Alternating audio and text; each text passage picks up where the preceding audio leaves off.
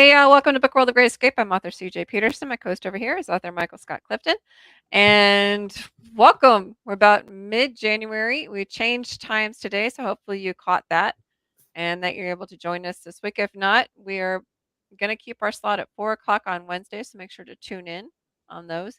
Today we're going to be talking about the writer's purpose to inform. But before we get there, Mike, how was your week? It's a cold one. yeah, That it is. yeah.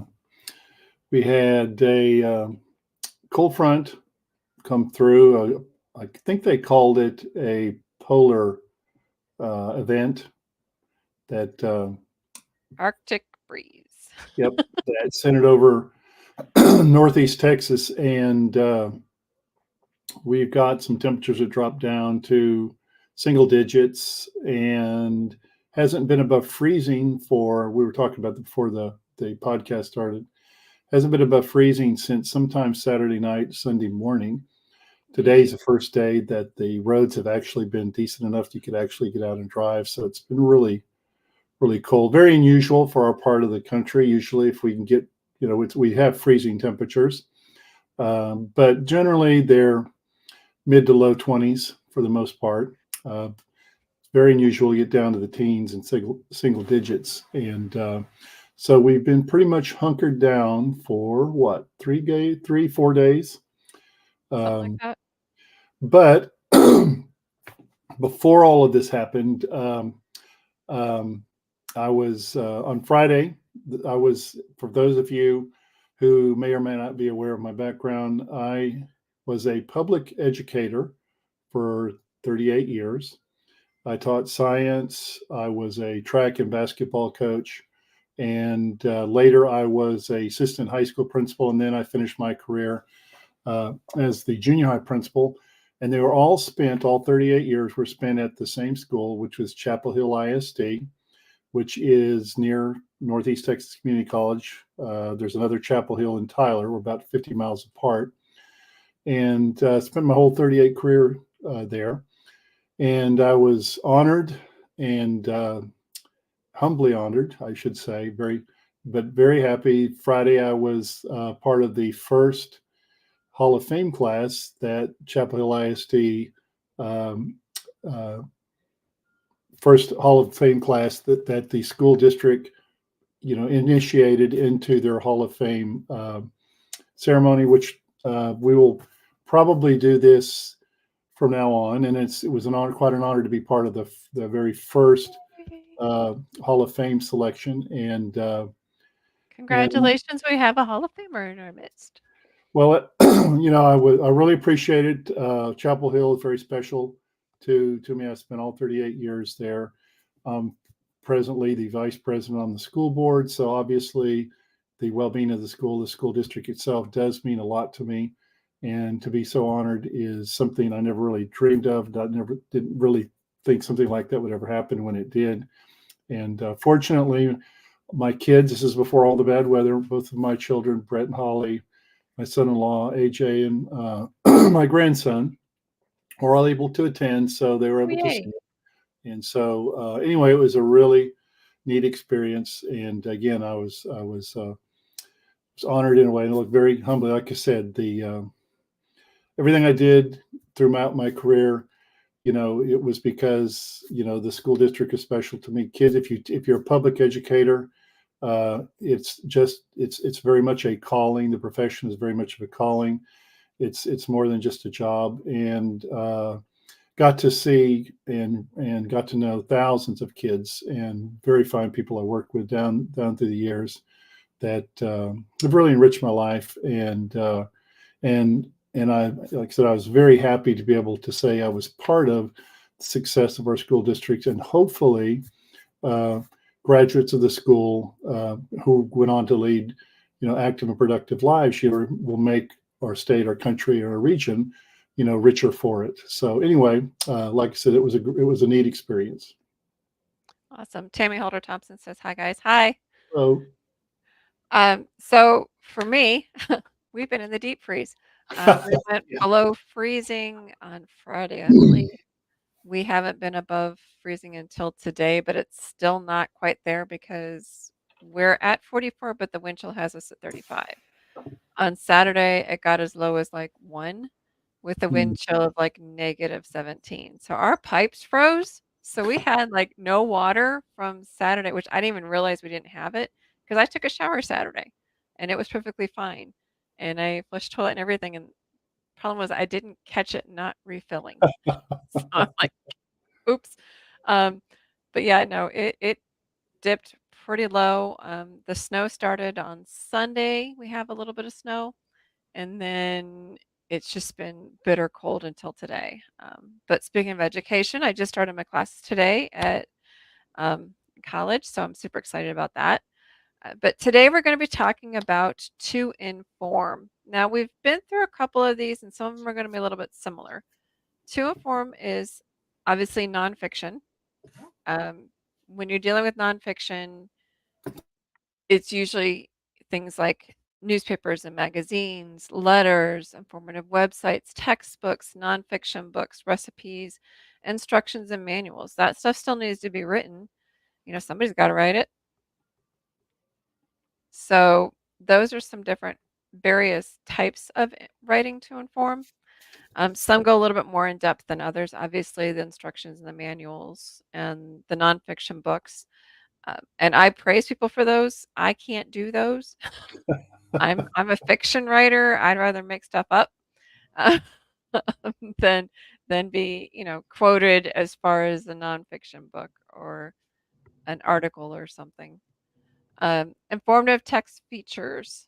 There's a subject, table of contents, index, glossary, research, footnotes, references needed, diagrams, photos if needed. So it's pretty basic. At Texas Sisters Press, we had one who wrote his memoirs in the form of a book, form of like a theology book. He kind of married the two. So it was kind of unique and he had a lot of pictures from his missionary journey. So that was a pretty neat way of doing it. Well, there's a lot of different categories Mhm. um, of informative books, and we could spend the next week talking about all of them. But of course, we don't have time. Um, when I when I was a graduate student, and I've got two master's degrees, one in political science, which I got from Stephen F. Austin State University, and one my master's degree for my administration degree, which I got from Texas A&M Commerce. And I'm well familiar, unfortunately, with this research aspect of what it means to have an informative um, an informative book or research, and particularly the footnotes, Mhm. because anytime that you write a research paper, you must have footnotes, and not just any footnotes. Depending on, for example, the university that I attended, there's a certain style of footnotes and notation that you have to use.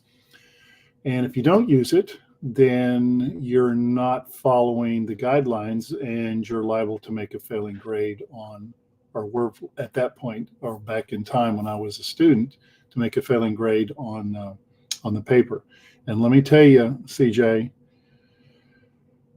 I do not look back upon those days fondly. It is a lot of work, and it's a lot of not so, I mean, unlike fiction, which we both like to write, obviously, where you can let your imagination run wild and you're only limited by your imagination. When you're writing to inform, then you're dealing with facts, and facts require that you have notation of the Mhm. information from which you are pulling those facts. In other words, to prove your point, so to speak, that you're not just pulling it out of thin air, for example. Mhm. And it's a lot of work, and it doesn't require uh, imagination, but it does require that you have organization. Mhm. And you've got an excellent summary there. You have the subject, the table of contents, the index, the glossary, the research, the footnotes, the diagrams, whatever. You have to be very organized in order to do these kinds of research in books when you write them. And again, uh, notating and proving that the information you're passing on is in fact is a large part of it. Well, and you also have to be careful because nowadays with the AI that some people use to write their papers, Yeah, um, there are systems like in colleges that can see which parts are AI, and you never know where AI is pulling it from because it's pulling stuff from, it doesn't just make stuff up. So it's pulling stuff from the internet, so you don't know who it's actually pulling it from. So you need to make sure to name your sources and figure out exactly where they're coming from.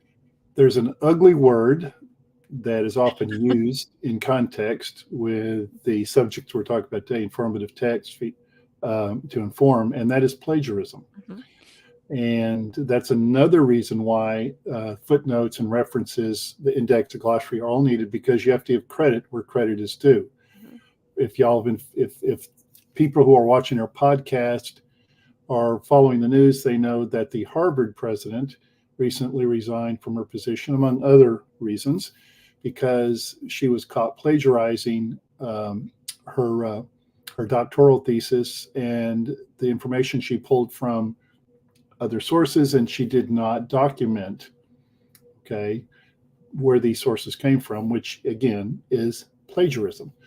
mhm, And if it's a commercial, and I don't know how the content, if there's a commercial aspect to writing a nonfiction book and you're selling it to the public and you're using somebody else's information without their knowledge or without their consent or without the acknowledgement from where you pulled the information, that is also a perhaps a lawsuit waiting to happen. And mhm, that, of course, we all have heard people, writers who are unfortunately have gone down this road where they've been sued because they did not give, they did not give credit where credit was due. mhm. They copied somebody else's work and then sold it as their own. Yeah, like when I do speaking engagements, there's a couple things. Like one of them is Mike Wigington's bio, super creative, and I used it for my sci-fi fantasy one. And I asked him if I could use it, and he said yes, as long as he got credit for it. And in the bottom, I did make sure that that was said. And then another one was regarding characters. Author Dana Wayne had Right. some really good points. And I said, hey, I'm doing a class on this. Can I use some of these? And she said, yep, just make sure you give me credit. And I did. On the bottom of each one of them, I say, provided by author Dana Wayne, and I put her website.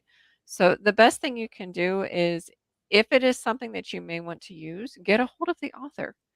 Pretty much most of them are going to say, yeah, as long as you give me credit, and then just cite it and give them credit where credit's due. How would you feel if somebody stole your work and took the credit for it? It would not come across very well. Even if you're quoting famous people or famous quotes from books, because we've talked about this before, you have to look and make sure that it is, now what's the term, CJ, where Public it's domain. public domain. Yep, Hmm. public domain, because again, you don't want to get caught using somebody else's stuff Hmm. and then get charged with plagiarism or sued for using somebody else's work. Yeah, I had this one book that I wrote, and the characters um, nicknamed the different characters from like Wizard of Oz, and I had to look up, and it was not public domain, so I Mm, couldn't write the book because you can get sued for that stuff. right. It's really I my hat's off to those writers, those authors who write in the nonfiction field, in the Hmm. nonfiction area, because while we are just limited fiction writers with our imagination, limited by our imaginations, they actually have to do real work to to find facts and figures, get it organized, do the notations and the details, uh, include the footnotes, Hmm. and organize it in a way that that when someone buys the book, it follows a logical sequence that they, because again, there people buy nonfiction books among other reasons to be informed, Mhm. and there's how-to books, there's philosophy, there's history. We were talking about memoirs, which is probably, we may talk about it in another podcast. But it's a lot of work. Mhm. Uh, it is a lot of work. And I'll be honest, through my college days, when I had all those years of going to graduate level classes and writing, I don't want to repeat that experience. I've I've done my work. I've paid my dues, and so my hats off for nonfiction writers Mhm. who do have to do a lot of work to get a book published. Yeah, I know Red O'Loughlin writes nonfiction books, and he has a lot of research to back his stuff up. And I hats off to him. I mean, that's kind of right up there with writing historical fiction. You have to get your stuff straight and where you got it. It's a step further because you have to tell where you've got it. You've got to come up with, a lot of your own original material as well to go into the books. One thing we haven't really touched on, but Laura Hildebrand, I think it was Laura Hildebrand, wrote Secretariat, or was it no, Seabiscuit, Mhm.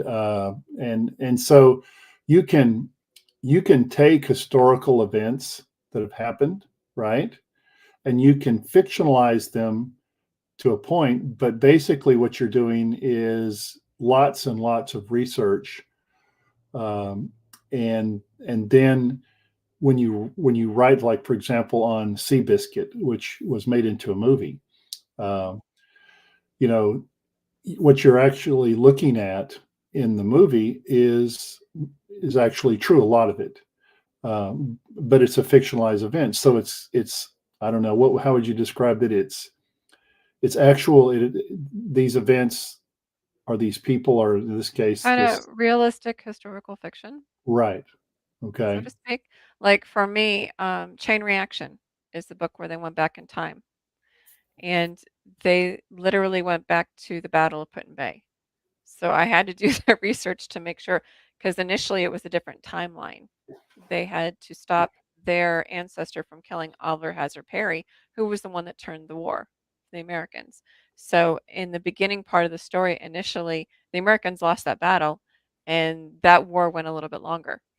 But because they had to convince their relative not to kill him, it went as time actually has it written down.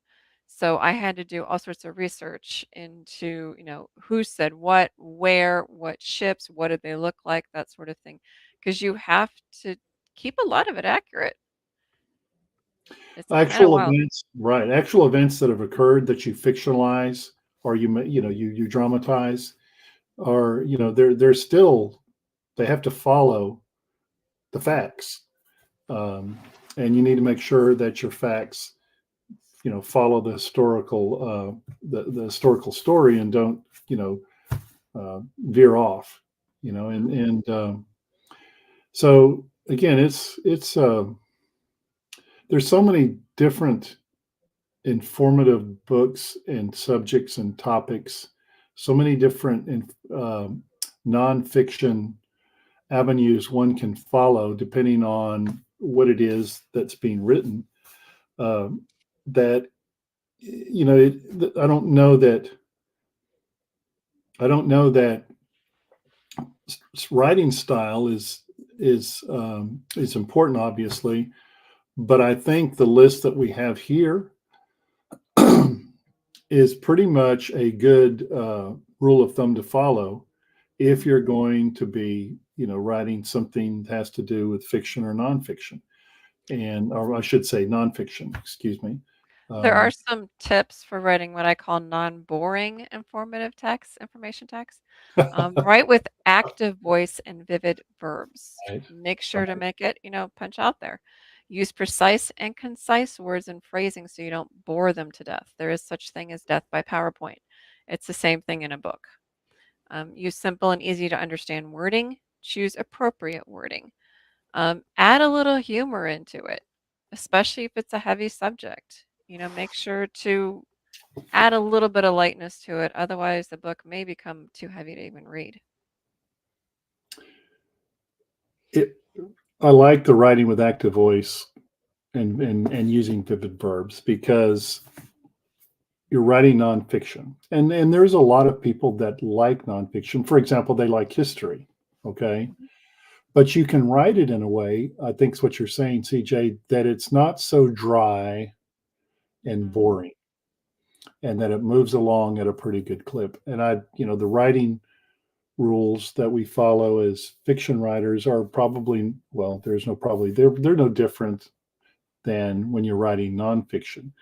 You have to be able to express yourself in ways that people understand mhm, and in an interesting fashion and way. And that's going to be the same. It doesn't matter whether you're a fiction or nonfiction writer.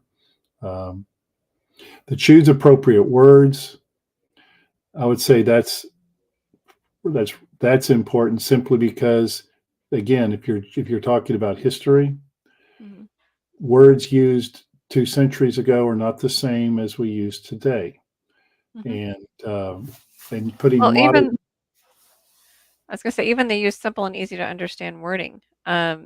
Yes, there's a glossary, but if they have to stop and keep looking up at the glossary without you explaining what this huge, gigantic word means, it's going to be get frustrating for the reader.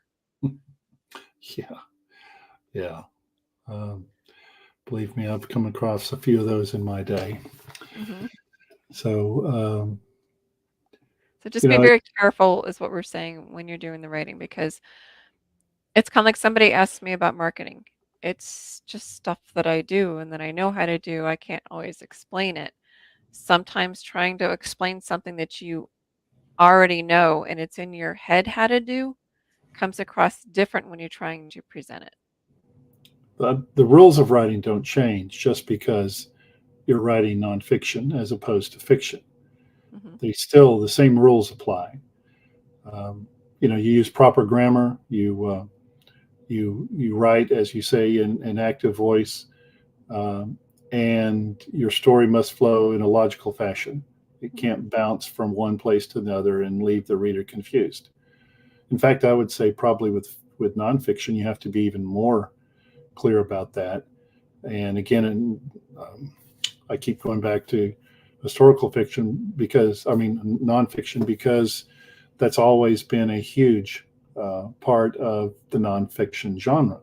mhm, Uh, People like to read history biographies about other folks. They like to read about, for example, World War II, the Revolutionary War, Civil War, events that were happening during the course of the nation. Uh, The Oregon Trail, I have a book right there that I right? have for the Oregon Trail. I mean, there's different things you can do historically. There's one I actually have a book for combat that I use as a reference for my stories. There are various and numerous ways that you can utilize this. It's how it's presented that is the key. I just had an unpleasant memory. I was a When I was a freshman in college, we had a history professor that taught Western civilization, and the gentleman was long past retirement age. He was 670s, something like that. He would put his podium in front of the class. He would open the textbook and he would proceed to read from it, Oh like no. a kindergarten teacher would be reading Hansel and Gretel or Little Red Riding Hood to her class. And to say it was a boring experience is like saying that uh, the Mount Everest is a tall mountain. I did, and this is just added. This is free, CJ. Mhm. So I had a classmate who figured out how to look alert but not be alert at the same time to get through. And this class was an hour and 15 minutes long, Oh no. reading from the Western Civilization book.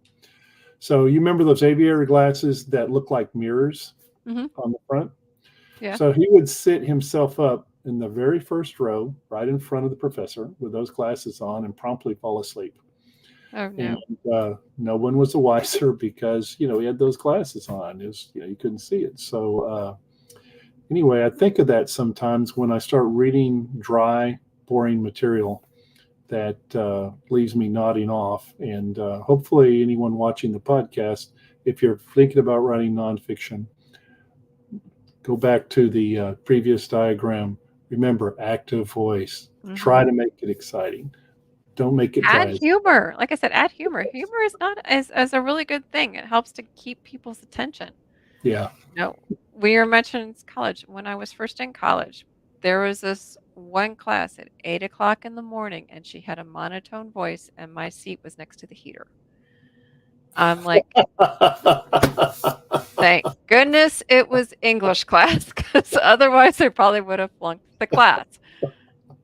No, there Uh, are ways to lighten heavy subjects, whatever the subjects may be, whether it's in a speech or whether it's in an article, whether it's, in a nonfiction book. You can get away with the humor when there's more wording allowed, for example, in a nonfiction book, as opposed to a news article, because most news articles are short, concise, there's the facts normally. So the idea is to, kind of keep the attention despite the heaviness of the subject. right. You had mentioned pictures and photographs. Those Mhm, can mix things up. Break it up, the writing part, or add that to a half page, or maybe even a full page photograph or photographs, or mhm. pictures or diagrams. Um, Visual examples are great, right, right. and some of them Uh, are fascinating. If it has something to do with molecules or something, those to me are always fascinating. I like history, and I like reading about history. My undergraduate degree was in history, so even though my first professor was, like I said, uh, not the most exciting instructor I've ever had. I find history and reading about history to be, I've always liked to see how things got from point A years ago today to point B, and so I've always liked that, and which, to sum up, as far as the most important things, you've already listed all those. CJ did a Mhm, great job on the diagrams that you posted. I would just caution one more time, when you're writing nonfiction, particularly if it's not something that's a memoir that's a part of your own personal family, but you're pulling information from other sources. Be sure you do proper notation and documentation. Be sure you mhm, don't get caught plagiarizing somebody else's work, even if you're doing it inadvertently because you did not give them credit for whatever quote or information that you pulled from. mhm. That is the thing that can get you in a lot of trouble. So just a word of advice for you. Next week we have the writer's purpose is to persuade. So we'll be able to dive a little bit deeper into, kind of what we covered today with just the basic. To inform is giving the information, but persuading, you have to maybe change the minds of a few. So that adds a little bit more of a spin to it and a twist to it. So if you missed it, make sure to watch next Wednesday at 4 o'clock p.m. That is our new time, a new time Mm-hmm. slot. So make sure not to miss a single episode. In the meantime, happy writing and enjoy. Bye Bye.